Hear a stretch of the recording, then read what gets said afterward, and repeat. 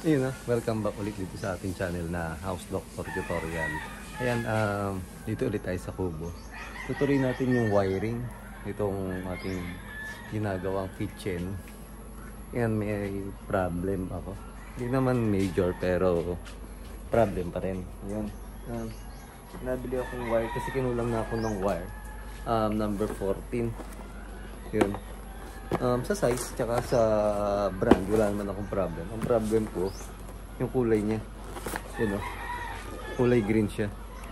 Hindi ko na na notice na green kasi pauwi na ako galing sa area sa Parañaque doon sa site.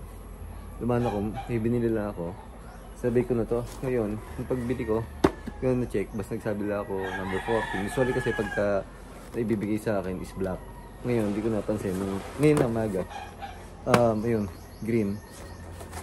Gagamitin ko kasi to sa sa return tsaka sa traveler. Yun, sa ilaw. Hindi siya pang ground. Green kasi gagamit natin sa line is green. Sa linya ng ground is green. Siyempre magkakadoble yung green. Tsaka na-advise ko nga sa inyo, hindi naman kailangan gamitin ang kulay green na wire para pang linya. Yun. Naging solusyon ko na lang ganito. Yan. Meron naman ako nitong heat sink. Gagawin ko dito sa heat sink na to, yung dulo ng wire. Let's say ito yung may dulo ng wire. Yan, may wire pa ako dito na kulay green. Ito yung dulo niya. Pabalutan ko na lang yung dulo niya. Halimbawa, gagamitin ko siya sa traveler. Meron akong yellow na heat sink. Babalutan ko siya. Yan, tapos yellow na. Ito yung strip ko or babalatan para pang splice. Ito naman, yung dulo niya is yellow. Para makikita pa rin sa dulo ng mga junction box. Square box at utility box is kulay na yellow, black. Hindi talagang green. Ang maiwan lang natin na green is yung ground talaga. Yung problem ko. Ito yung naisip ko solusyon. Kaysa ibalik ko pa sa Parañaque. Isang box din to. Yan. Sayang naman yung oras. Kasi madala nga tayo makagawa dito sa kubo, gawa ng sobrang dami nating iniikutan or ginagawang project na ito lang, minsan one day lang ako magka oras dito, minsan half day pa kasi gagawa ako dito. Syempre kailangan ko din ng oras sa pamilya. Pangalawa, minsan kahit linggo may work pa rin ako. Yun yung nagiging problem kalaban natin dito sa kubo, kaya tumatagal yung gawa natin. Yan, tuloy ko lang yung wiring nito. Wala, no choice, ito na yung gagamitin natin sa traveler tsaka sa return tsaka doon sa ilaw. Yan, di ba nga natapos tayo dito pag splice nito tsaka ito. Ayan, ang susunod naman natin mula dito ang ganda na, dediretso natin pababa yung traveler nya. Yan, yung wire na diretso doon, takbo doon. Yung traveler na yung gagamitin natin. Kaya ito, yun yung na-advise ko sa inyo. Halimbawa, kabit na kayo, naglinya na kayo, kagaya nito, di ba, in-splice ko na, at least isa pa rin yung sa problem kapag iba yung wire. Kasi nga, di ba kasi inyo yung green. Yun, tapos mag-iiba. Ngayon, kung iwanan ko siya na hindi naka-splice or hindi pa nakatap, nangyari, pwede tayong malito kasi nga, yung kagaya na dumating yung bagong wire is kulay green. Pwedeng mapagkamala natin na ground. Although may marking, minsan kasi sa sobrang dami ng wire, nakakalito din yung pag-splice. Yun. Kasi, kumbaga, nalimutan natin yung green niya pala is naging traveler. Although may marking siya, minsan may time na gano'n na di naman natin lahat na perfect. Ito nga parang wire natin. Doon sa traveler, pinagsama ko na sa isang heat shrink kasi magkasama naman yan. Papunta dun sa 3-way switch natin.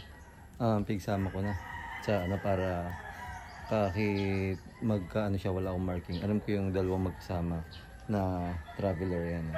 Pinagsama ko na kulay yellow para alam ko yung traveler. Yan. Ngayon, kung wala kayong heat shrink, pwede rin kayong gumamit ng electrical tape. Yun lang. Siyempre, let's say, sabihin natin kulay red, kulay black, or kulay yellow na electrical tape yung kailangan niya para mas maganda yung marking. Ngayon kasi, pag nag-splice na tayo, yung marking na to, hindi ko tatanggalin yan. Bakit? Kasi kung halimbawa, nag-troubleshoot tayo, kailangan, dyan pa rin yan para alam natin yung ground, yung traveler, tsaka yung ating return. Although ma-trace naman natin yung kaso matagal kapag walang marking. Kasi syempre, kailangan natin mag-test ng line. Ito yung wire natin na ilalagay. Ayan. Di ba siya? Ano? 6. Line 1, line 2, yung ground. Tapos ito yung sa pin light. Ayan. Tapos ito yung natin, yung traveler natin. May marking siya na yellow. Ayan. Papasok natin mula doon, papunta doon sa junction box na yan. Dito sa square box, papunta sa junction box na yan. Kumpletuhin man natin to para mas place natin kasi may outlet pa rin dyan yun yung bumaba. Pero ibang din yun, hindi natin sasama sa linya nitong ilaw kasi syempre bukod yung circuit breaker ng outlet dito sa ilaw. Tapos isa pa, yung traveler nga pala mula dito binuo ko na kasi kulay green niya para hindi na tayo magdoble pa ng splice. Dahil may mga marking na ako na nilagay yan hanggang pababa yung sa switch na yun, yung switch natin.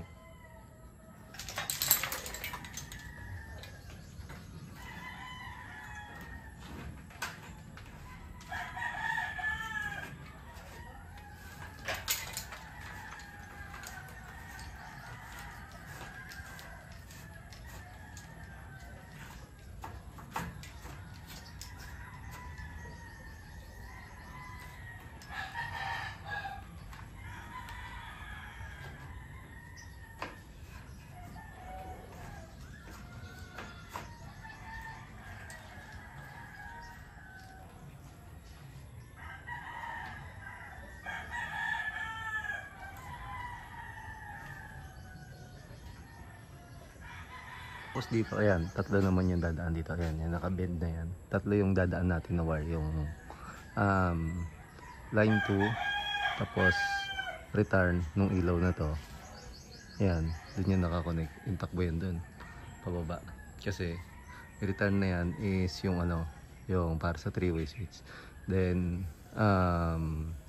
ito pala isa pa is yung ground.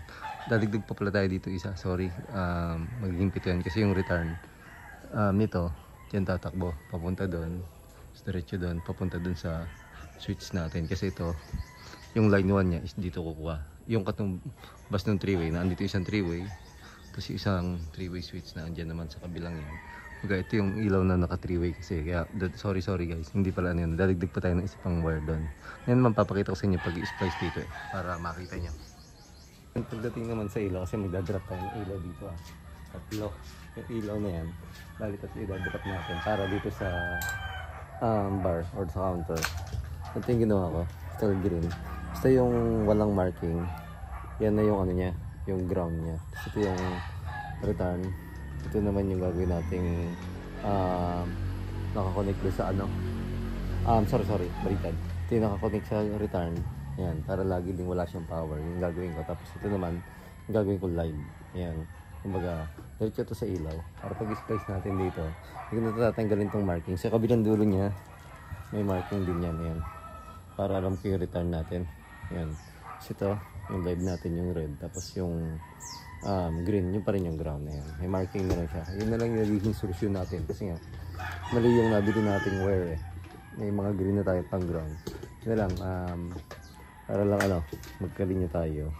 Actually, yung copper naman ito, wala nang pagkaiba. Siyempre, yung mga marking lang, saka yung color code, at least, mas maganda na susunod. Susunod natin itong PVC pipe na to. Yan, yung 3-part na yan. Ang dadaan naman dyan, 6 na wire. Kasi nga, ayun yung outlet, yung pababa. Dito tayo kumuha. May dadalhin kasi tayong outlet dito. Kasi, may propose na outlet dito, si Wi-Fi.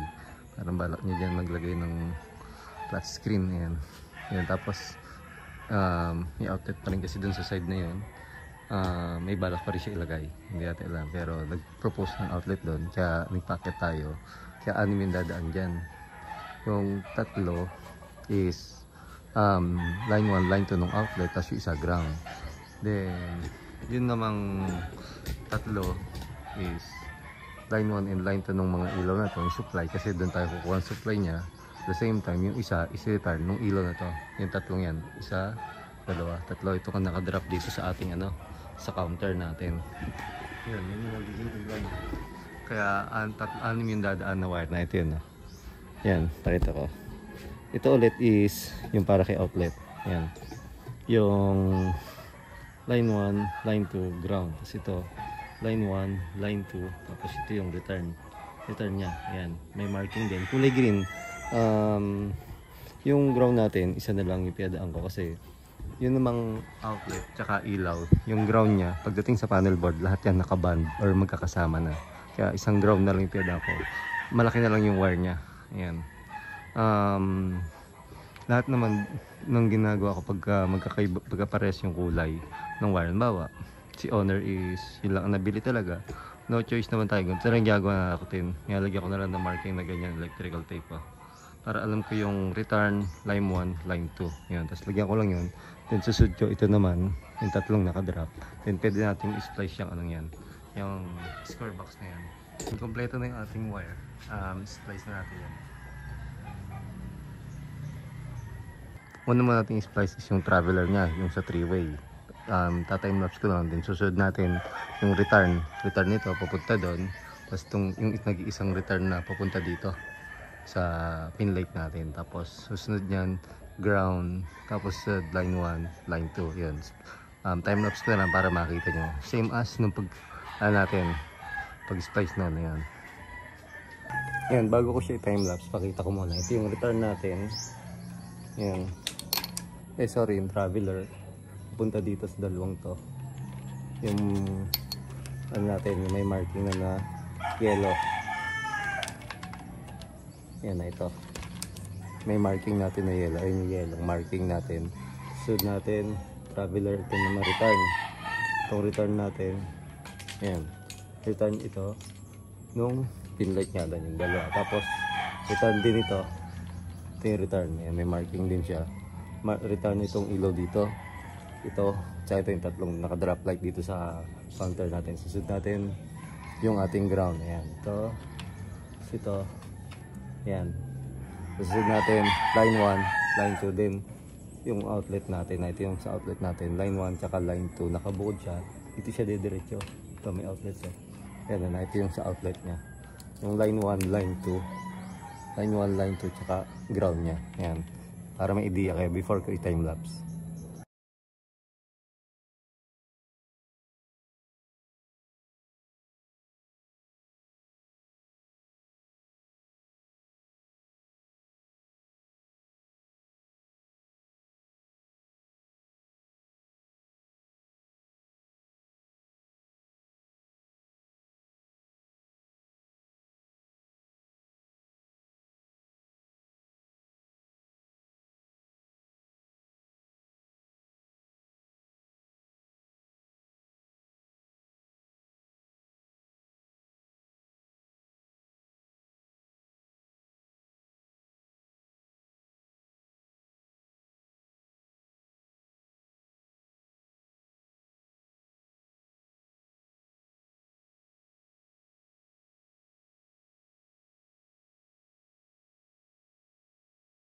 Na-splice na natin. Ayun, baka magtaka kayo itong isang to.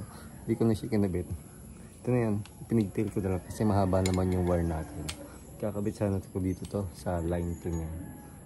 Magsusupply din sa ilaw dito. Ayan, hindi ko na kinabit kasi pinigtail ko na lang. Ayan, may sobra pa ito. Ito na yung magsisilbing line 2 niya. Tapos ito yung return. Ito yung ground. Itong ilaw dito. Ayan, tatlo kasi yun, ilaw dito. Yan, pagkatapos nun, ayan, diba, may tatlong ilaw na yun dyan, nakadrop. Ito naman, iligyan natin, pupunta dyan. Bali yung papasok dyan is 6 na wire. Yun, yung tatlo na nga yun, yung return nung isang ilaw sa gitna, tapos yung dalawang traveler. Tapos yung isa, splice natin dyan, parallel dyan, yung return na yun, kasi may pinlight dyan, tapos diretso itong flexible loss na to, pababa, pinlight din, diretso ito. Tapos yung dalawa is line 1 and line 2. Kaya may line 1 and line 2 pa rin dyan. Yung switch, ito, kailangan ng line 1. Kasi iba yung connection yan eh. Pupunta yun doon yung 4-way. Yan yung 4-way eh. Punta doon sa mga ilaw doon. Sa bakod natin. Yun ay, nasa wall lang. Ito, kulang pa ito isa eh.